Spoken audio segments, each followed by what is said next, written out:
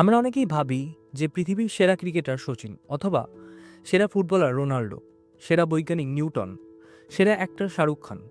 কিন্তু একটু ডিপলি ভাবলে বোঝা যায় যে এই যে কটি ফিল্ডের নাম বললাম, প্রত্যেকটিতেই লক্ষ লক্ষ মানুষ চেষ্টা করছে সেরা হওয়ার। কিন্তু সমস্যাটা হলো গিভ আপ করে দেওয়া, কুইট করে দেওয়া। আমার দ্বারা এটা সম্ভব না, এটা নিজের মনকে বলে দেওয়া। হয়তো তাদের মধ্যেই কেউ সচিনের থেকে বড় ক্রিকেটার হতে পারত, মেসির থেকেও নামি ফুটবলার হতে পারত, আইনস্টাইনের থেকেও বড় সায়েন্টিস্ট হতে পারত। কিন্তু সেটা আর হয় না।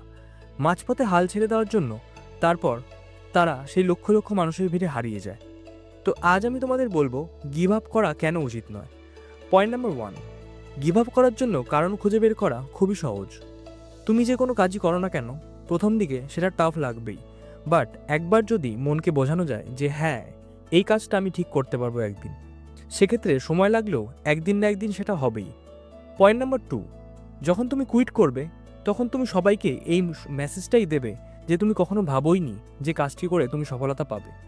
তোমার প্রতি যে আশা ভরসা ছিল সবার, সেটা সবার কমে যাবে। নিজেও হতাশ হবে, বাকিদেরও হতাশ করবে। পয়েন্ট নাম্বার 3, যখন তুমি গিভ আপ করবে অনেকেই সেটা দেখে খুশি হবে। কারণটা সিম্পল, তারা নিজেরাও লাইফে কিছু করতে পারেনি, আর তাই তারা কখনোই চাইবে না যে তুমিও লাইফে ভালো কিছু করো। তো আজকের মতো এখানে শেষ করছি। ভিডিওটির নেক্সট পার্ট খুব তাড়াতাড়ি আসবে।